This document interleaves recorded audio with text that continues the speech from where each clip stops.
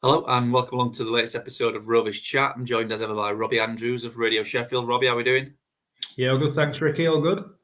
Good stuff. Right, so let's get straight into it then. Obviously, first 10 games in, it's kind of a nice barometer, a nice point at which to kind of judge it so far. What's your verdict been so far? Because I think if you'd have said to most fans, 10 games in, where they're going to be in the table, just on the coattails of the playoffs, what is it, 16 points from possible 30? On the face of it, you'd think, oh, good start, but we know what Grant's like, don't we? Grant McCann's never going to be happy, I suppose, with that. Yeah, I think you've hit the nail on the head. I think if you'd have said before a ball was kicked, 16 points from 10 games, it's not far off 2 points a game, is it? Which, if you're at that sort of average come the last game of the season, you won't be far off that playoff reckoning, if even the top two. But I think because Rovers' start has almost been split into two, hasn't it? You've got the first 5 or 6 where they were not far off perfect in results and performances, got themselves off to a really, really good start. And I think a lot of people were starting to, or daring to dream is probably the more accurate description. And then I think over more recent weeks, perhaps the level has become a bit more realistic. I think the teams they've played, probably with the exception of Wimbledon, who obviously come up with them last season, I think there's been a lot more realism, hasn't there, in terms of results. Performances have been lacking 1 or 2 bits and bobs, which I'm sure we'll come on to later on. But I think, 16 points from 10 games, some really good wins in there, some big individual performances. I think that's a good return on your return to the third tier in a league where there's not a lot really, maybe other than 2 or 3 teams who've got a bigger budget than everybody else. There isn't an awful lot, I think, and that's shown, hasn't it, in the first 10 games between everybody in the division. Yeah, as we said there, McCann's, he's never backward or coming forward, is he? In terms of wanting more from his players. And on the points return, I mean, do you think 16's about right? I mean, obviously the Wigan game, they were beaten fair and square. But the others, Luton, for example, most recently, you look at that on paper and go, well, there were 2 divisions between the 2 teams last season. Like you say, it's been a good start in terms of who they've faced in terms of teams that have come down, teams that have come up with them. Obviously, they beat all 3 teams. Beat 2 out of the 3 what have come up with them, and had a couple of derbies chucked in. So it's been a good mixture, hasn't it, in terms of what they're going to face all season. Yeah, they've done really well in sort of the big home games, haven't they? Where they've beaten Rotherham, beaten Bradford. I think with 16 points is a good return. I think the one that they'll be looking at is that Wimbledon game. Having led just after half time against a team who've come up with you, a real chance. Then if you add 3 points onto Rovers' tally, it's all of a sudden looking a lot rosier, isn't it? And you can almost then not forget about the Wigan result and the Luton result, but you can sort of bypass it a little bit more. I think the fact that home game was in between the 2 league games away from home that they've been beaten in makes it look slightly worse perhaps than it is. But I think, beating Bradford, beating Rotherham, it was a real return to League One, wasn't it? It showed what Rovers are capable of. I look back at that Huddersfield game and think what might have been. Ultimately in the end, Huddersfield's substitutes, I think, had more of an impact, which is what enabled them to go on and win that game. But Rovers could and should have been out of sight at half time, couldn't they? I think Grant McCann said afterwards that he was really proud of the performance, but I think he'll have been heading home on the bus that night just thinking, we should have been out of sight there. And I suppose there was the Wycombe home game as well. And again, it's hard because it's against a team who are well established at this level. So, going a goal up doesn't give you that entitlement to go on and win a game. But 1-0 up at home in the second half, you could have easily seen Rovers seeing that one out. And it could be an extra 5 points on the board, couldn't it? Having said that, Mansfield away, they score in the last minute. Port Vale away, they were poor in the first half, get the win. So it's very nip and tuck. There's games where Rovers could have taken more. There's games where they could have gone home with less. But I think that's why that 16-point mark, given some of the highlights, the beating Bradford, the beating Rotherham, I think is a good return. And I think about right for where Rovers have been in performance levels overall. And obviously, I suppose the reason that people are maybe a little bit down about it at the minute is because of how these last 3 have gone. 3 league defeats on the bounce. You take 16 from 7. It's a good return, but obviously since then it's gone a bit south. But it is a rut, isn't it? And I don't think anyone's kind of getting too carried away. The Luton game was another odd one. I know that the penalty save from Lola, but it was one of those where you just thought it's not going to go for them today.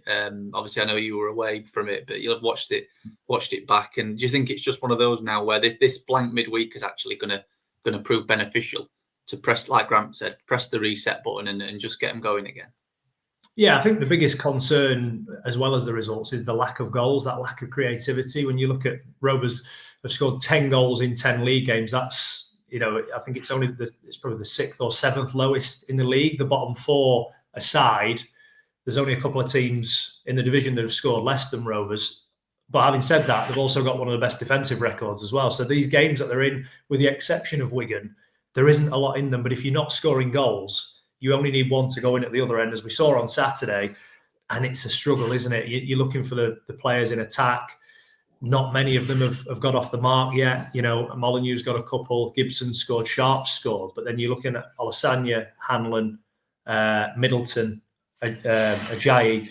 You're waiting for one of those to really grab it by the scruff of the neck and start scoring 1 or 2, because that would ease the burden on Billy Sharp, because at 39 he's still more than capable of scoring plenty of goals at this level.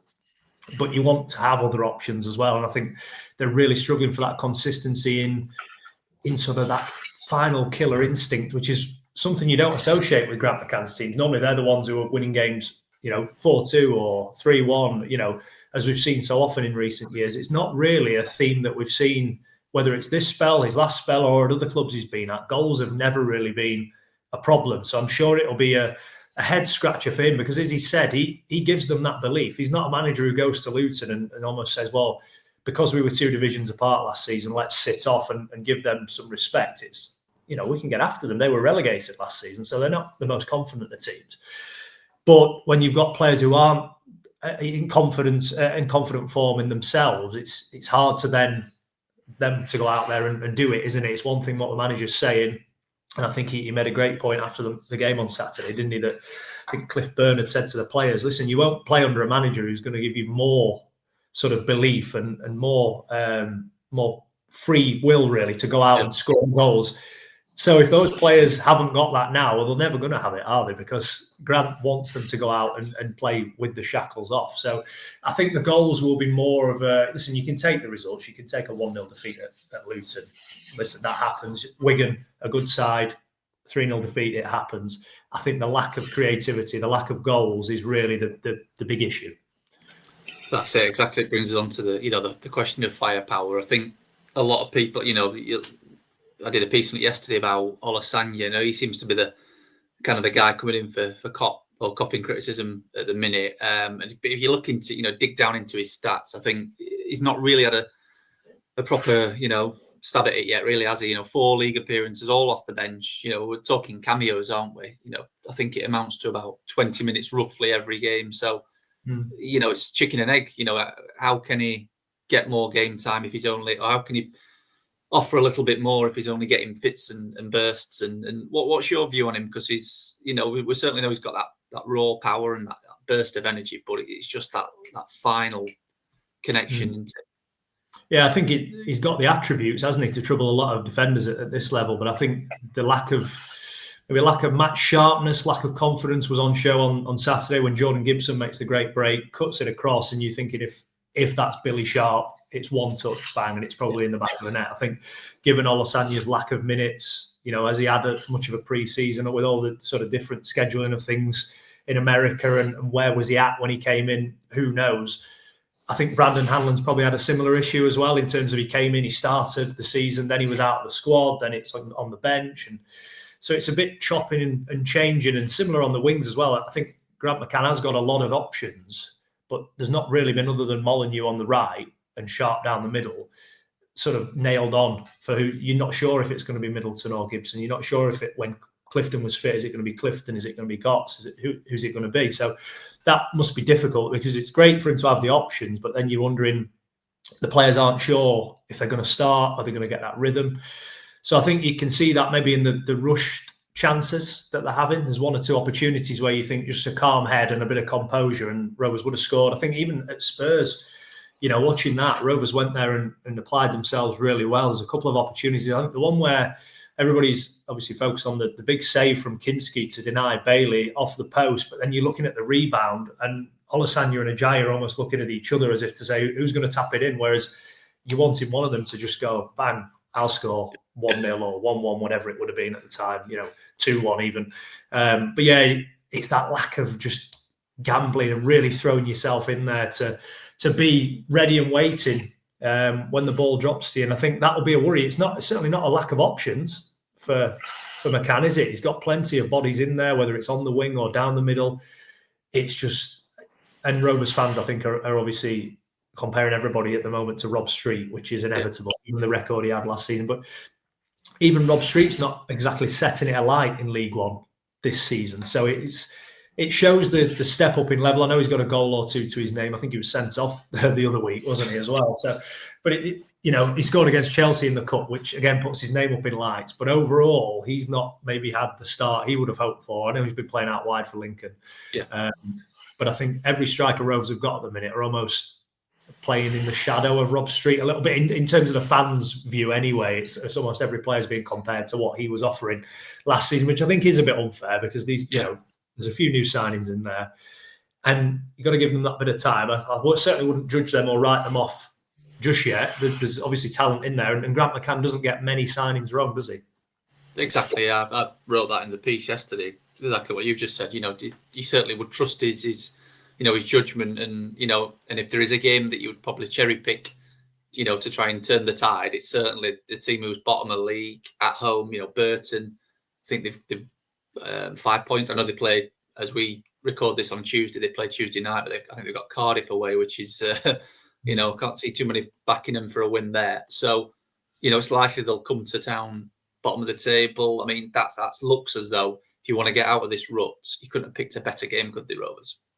No, certainly not. It's the one that you would have asked for, isn't it? If you could have gone to the EFL and requested a fixture, with all respect to Burton, they've had a lot of chopping and changing there, haven't they, over the past year or two? It's a lot of players in, a lot of players out, a bit of sort of managerial change. They seem to have stabilised that element of it now. But yeah, it's been a difficult start for them. It's an early kickoff on Saturday, so you've got a great chance to almost get your weekend off to a perfect start. And it is that game, if Rovers struggle on Saturday, don't score, don't win, then it becomes a much bigger worry, doesn't it? Because then you've gone from playing your Wigans and your Lutons, who are, very well respected at this level, to a Burton side who are really struggling. I think this is the game really where if Rovers can come out and start quickly, you're playing against another team who are low on confidence. What you don't want it to do is become a scrappy game where it's 0-0 on 70 minutes. The crowd are nervous. Burton are growing in belief, maybe thinking, hang on, we might be able to nick one here and come away with 3 rather than 1. I think Grant will be very much using this week to prep his team into getting a fast start. And you would hope that, that's a long trip for Burton on Tuesday night, isn't it, to Cardiff against a team who've started well. So there'll be less energy in their legs. Rovers, you would hope, would have more, having had the blank week and a chance to really look to right the wrongs of Luton and Wigan and Wimbledon. And it's sort of all into a melting pot, isn't it, for what should be an interesting game, because Rovers, some of the time, in recent weeks have been the team away from home and having to sort of sit off, and whereas I know Grant doesn't want to do that, but Wigan, I think, was a prime example of a game where sometimes the opposition are good on the ball and you have to almost go, okay, let's work with what we're up against. But I think a Burton team coming to the Eco Power, Rovers will be the ones who want to get on the ascendancy, won't they? And sort of try and put them to the sword if they can. Absolutely, yeah. And just to round it off then, this chat, can't not speak about the goalkeeping, the goalkeeping dilemma, if you like, if it is a dilemma. What was your view on it? Because I think it took a few of us by surprise, the fact that we brought Ian Lawler back in for the Luton game. I mean, personally, I think once you've made your choice now, I would be loath to kind of keep swapping the two, and I don't think that's conducive, is it, to kind of any successful team. So can you see Lawler getting an extended run of form, and also how important could that penalty save be last week, in terms of his confidence? Yeah, I think Grant will probably stick with Lawler now for the foreseeable, at least for the next sort of few weeks. I think they've got the EFL Trophy game, haven't they? Is it next week? So he would have played in that anyway. So I think it makes sense to at least give him the next few league games. And he did well against Luton, didn't he? I don't think there was anything really he could do with the goal. He made 1 or 2 decent saves. The penalty save was brilliant. He used his frame to get across, didn't he, and make the save. I think TLT, listen, when he signed in the summer, everyone was delighted, weren't they? And he started off the season. He had the moment in pre-season, which everybody, you can sweep that from the carpet. It's an error, but it's one that doesn't cost you. But I think I think the Wigan game, the Wimbledon game, there were just one or two errors where they were starting to become a bit too frequent. And I think if that was any other player, whether it's an outfield player, a centre half or a striker who's missing chances, Grant wouldn't have hesitated in making the change. Then. So I think, why would you sort of not do that in the goalkeeping department? You've got a capable understudy in Ian Lawler who's earned really good reviews over the past year or so, hasn't he? More for what he's contributed off the pitch and his character around the place. He's been brilliant, I think, with goalkeepers like Lo Tatala and like Sharman Lowe last season. And so he's been waiting in the wings, been patient, performed well in the cups. Why not give him a chance? What have you got to lose? If your goalkeeper's making errors, put somebody in, and what's the worst that can happen? As I said, he certainly didn't disgrace himself at Luton. I'd be stunned if he doesn't start against Burton, just for that continuity, because I think once you've changed your goalkeeper, to change back again after one game doesn't really make much sense.